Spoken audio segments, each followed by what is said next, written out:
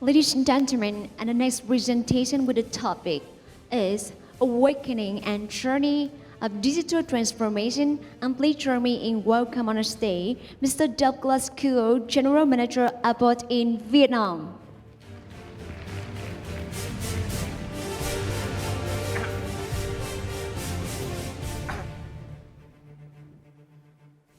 Okay, so good afternoon, everyone. I'm Douglas Kuo, and I run the nutrition business here for Abbott in Vietnam. So, as you know, Abbott, we've been in Vietnam for a long time, and we've been doing well. But about 5 years ago, our growth had slowed down, and we had to analyze, why is it? Okay, and one of the things that we've seen is that societal change, technology change, and that we have to go on the journey of digital transformation. So I'm going to walk you through our journey, our awakening moments, why we had to do it, and how we thought about digital transformation, especially in the Vietnam landscape. Okay, so first, it's really simple, right? We live in a VUCA world.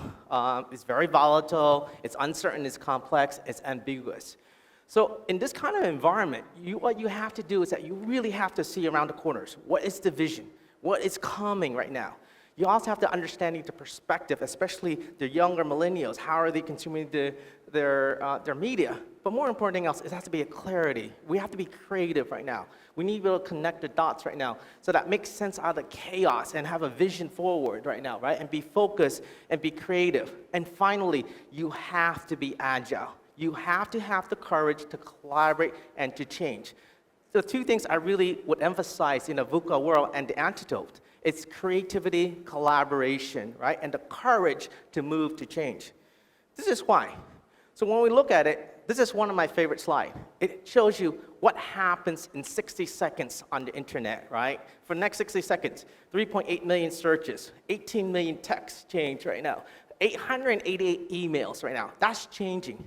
The reason why this is important, especially for the nutrition business, it's about household formation. The most coveted demographics is between 25 and 32 years old, right? I remember when I went to college and university, I was 18 years old, I had a 50% off, right, on my Mac. And ever since that, I'm a Mac fanboy, right? I use Mac, I use iPads, I use all the iPhones right now. It's really simple. If we're going to stay relevant right now, we have to be able to be part of the brand experience, especially for millennials as they form the households. Okay. The reason why this is important is because disruption is coming. You saw that already very, very quickly, right? To underscore how disruption is coming, especially from the top, and this is what senior managers are seeing.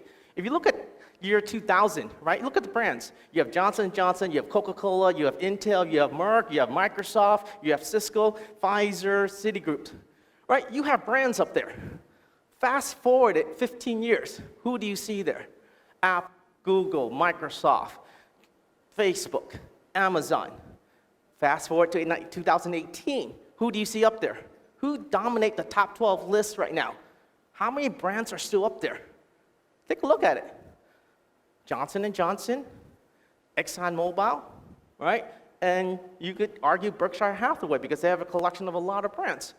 But if you do not change right now, your brand becomes not relevant to the consumer, right?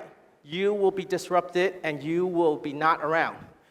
The right-hand slide shows you the lifespan, okay? The lifespan of a US men and women in 1937 was 61-year-old. In 2012, it was 78. In Vietnam, it's 74. Now look at the lifespan of corporations right now, right? 75 years in 1937.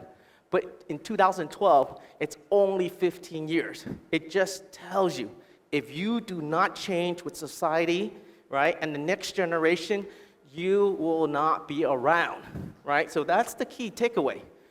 Now, especially in the nutrition industry in Vietnam, okay? Abbott has been very, very successful. We have powerful brands. We have R&D, right? What can disrupt our business? Well, there are three things that can disrupt our business right now. From the brand perspective, there are about 5 global players, but there are 2 very, very powerful local brands as well, too, right? So they can disrupt your business because they could have consultants, they could hire manufacturing talent right now to manufacturing their products. Second thing, it's influencer and KOLs right now. They can bypass your traditional marketing mix right now, right? We have to use it before going to the doctors. Right now, they could go through the influencer and the KOLs. And finally, the most powerful marketing for brands is personalization. Can you deliver the brand experience to your end consumer? So those are the three things when we thought through. These are the things that are going to disrupt our business. Now, another way of disrupting your business, especially, you have sales, right? So when Abbott enters along with all the more foreign manufacturings right now, we have urban. But again, it gets back to household formation. How many new family can buy products in the central business district or buy a house in the central business district? You have to look in tier 2, tier 3, you have to go to Hokmo, you have to go outside. So even you have to go to the periphery of urban. That's a disruption. Can you set up your sales force right now to reach those young, new users right now who are just buying the house right now, right, in the outskirts, in District 9, in Hokmo, in Guji? Another very, very big disruption is also rural right now, right? We know that the population, the purchasing power is also increasing very, very fast, right? So now a lot of the brands right now are going to rural because of the great purchasing power. And then the other one is also cross-border trade. And this is really important. What we're seeing right now is consumers in Vietnam are increasingly very, very sophisticated. They travel, they go to Australia, they go to the US, they go to Japan, they go to Europe. And what they do is that once they have a preference for certain brands and they fall in love in a country like Japan or Europe, they would want cross-border trade. So these are the things from a geographic basis right now will disrupt your business. And of course, your traditional channel. We know that this is a lower trade channel in Vietnam, but we know that e-commerce is on the rise. It's increasing very, very fast in e-commerce, right? Another format that will change the landscape, especially for FMCG and nutrition, it's going to be mom and baby stores. Because why? Parents increasingly want sophistication. They want a format with wide selection. So mom and baby stores, if you look at the growth in China, it's just exploding because they could deliver the right personalization, the right experience for moms. And finally, it's social e-commerce right now, right? What we don't track, we don't see below the waterline is how much transaction happens on social e-commerce, like Facebook right now, right? It's huge right now. Those are all the channels right now that can disrupt the business. So how do we go think about it, right? So this is more of the digital transformation from the top. If you look at the literature for digital transformation, it's very difficult. Why? Okay? It's just not changing your technology. It's not just changing your tech stack, or it's just refining your marketing stack, because it has to be holistic for it to work. That's why every single company has a digital strategy. But the most important takeaway is that it's the top person personally involved in the digital transformation. Because you have to think through the business model, because this is very important, right? You have to think through organizational culture, the people and skill, the technology, the internal operation, and most importantly, I would argue, it's experience, right? So the reason why, if you think this is hard enough, there's another layer of complexity on top of this. You have to find the right digital strategy, right? Why is it right digital strategy? Because as an organization, you have to decide what are you going after. Okay? Broadly speaking, there's 4 categories that you have to decide. Is your digital strategy based on revenue acceleration? Is your strategy based on profit? Is your strategy based on market share? Or is your strategy based on customer satisfaction? Okay? As competition gets tighter and tighter, right? You look at the CAGR growth for FMCG, it's about 4 to 5%. So a lot of people are fighting for market share now, right? So I would argue that customer experience or customer satisfaction is the holy grail.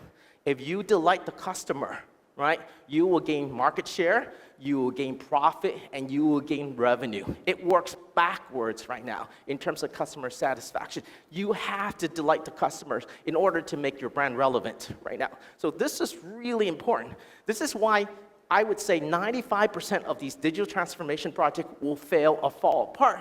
because first of all, it's not clearly aligned what is your strategy, okay? So first of all, it's a strategy. For us, we decided on customer satisfaction. We're going to customer satisfaction strategy and basically transform everything based on that strategy.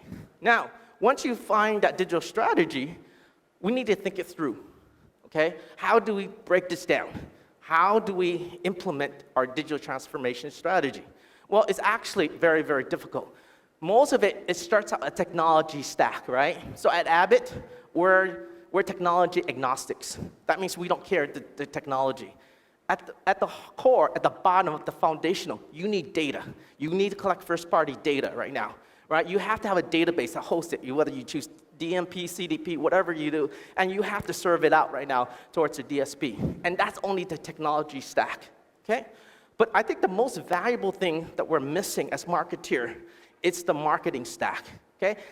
Again, let me emphasize, even in the digital transformation in the digital world, the marketing stack stands out among everything else. It's all about the journey. You need to know about the journey inside and out. Because why? Because once you understand the journey, as marketeers, things doesn't change in the digital world. You have to understand the touch points right now. What are the moment of impact? And that's where the creativity comes out. Even in the digital world, with all the technology, whatever you want to hear, like the previous speaker talked about WeChat, or CRM, or lifecycle management right now. The most important thing is as marketeer, do you understand the moment of impact? If you understand the moment of impact, then you can deliver the personalized messaging right now to your consumers and make your brand relevant. But not all, right? Really, right? We don't live in a vacuum. How are we going to deliver the personalized messaging to the consumers? Who is going to fix your technology stack if you don't have the people? And that's just what we call the 9-box exercise. There's 3 boxes most organizations often overlook. It's the people stack. It actually has to do with talent right now. Do you have the right digital talent right now, okay? In this day and age, there's no traditional marketeers, there's no digital marketeers. We're all digital marketeers now, right? So you have to find the talent. You have to measure the capabilities right now. What is important based on your business model right now? What capabilities do you want? Are you more data-driven? Are you more experience-driven? Are you engagement-driven? Once you have that, you have to populate your marketing organization with the necessary capabilities. Once you have the capabilities, then you have to be able to allow them to release them, empower them right now to engage the consumers. So overall, I think the reason why it's very, very difficult is that I call this a 9-box exercise, okay? Most people just take a look at just the technology stack. They do not look at the marketing stack, and they don't look at the people stack. Okay. Now, once you have, that's how Abbott thought through it and how we think through it right now, right? But then we also think through future-proofing. How can we future-proof our organization? Okay, I only want to show you one data point from the social and generational data. It's 26-5. Okay, what does that mean? I told you when I graduated, what I learned in school lasts me 26 years. Okay, now a new graduate coming out of school, what you learn lasts you for 5 years. And in the lifespan of a 40-year career, you need to reinvent yourself 8 times. Luckily for me, I only have to invent myself 1.5 times. Okay? That's how fast it is right now in terms of changing right now, skill sets right now. Okay? And I always tell my team, God, I became the GM too late right now. I became the boss, right? Do you know what a hippo is? You know what hippo? A hippo is like, you know what you see in the zoo in Africa in the river? Well, hippo also stands for the highest paid person's opinion, usually the boss. So I became the boss too late, right? I'm the last, I could either be the last of the boss to be hierarchical and top down, or I could be the first boss to be empowering, looking A/B testing right now. So it's shifting away, right? It's the expectation. So for all you country heads in the room, okay, you have to shift away from managing the expectation of bosses. Okay, for millennials, marketeers, this is your time to shine because this is basically you're shifting expectations for bosses to managing the highest aspirations of customers and users right now. It's very important that we go to A/B testing and we have to serve the customers, right? And any organization that will do A/B testing and let the data talk and making all the marketing decisions, those are the organizations that will be future-proof and can able to compete, right? The next one is future-proofing. It's also be a node. Right? It's a power shift. There cannot be hierarchical because it's about, in the VUCA world, you have to be agile. Okay? You cannot be an hierarchy of authority right now. You cannot be centralized right now. You have to start working in network of teams. Form teams right now, tackle a project, whether it's chatbot, whether it's CRM, whether it's CDP. You need a network of teams right now that is very, very agile, right? Take one project and move on to the next right now. Again, this is a really important word. It's agile. Agility will rule. Speed kills, okay? You have to shift away from the traditional mindset, I'm gonna work for an organization, I'm gonna own people. No, it does not work anymore. It's talking about the ability to access capabilities. Capabilities, like what you heard about, in the previous speaker. It's about the, WeChat or something, or a chatbot right now in the ecosystem. And you have to start thinking about a new way of opening right now, of working. You cannot have full-time employees anymore on the balance sheet or embedded, right? You have to be flexible. You have to have part-time employees. You have an off-balance sheet. You need to basically crush your organization so that it becomes very, very nimble and become very flat so that you can work with part-time employees, contractors, freelancers, gig workers right now, because all the best technology right now that you're seeing in the technology stack does not reside in big companies. It resides in boutique, small little firms right now, right? So how do you able to access it? And I tell graduates right now, anybody that coming here, okay? It's about making movies in your career. If you're graduating now, it's about making movies, okay? You just have to be director. Outsource the lighting, outsource the sound, outsource the editing right now, right? So that you can be able to access the capabilities within the ecosystem. Right? And this is my final slide, okay? And I think this is what we're trying to get at right now. This is our vision right now. Our vision for Abbott Vietnam and how we transform is to deliver the best-in-class consumer journeys right now, right? It starts with the customer journey right now, the insights and opportunities right now. What are our marketing objectives depending on the campaigns? How do we find the audience? How do we lay down the processes right now?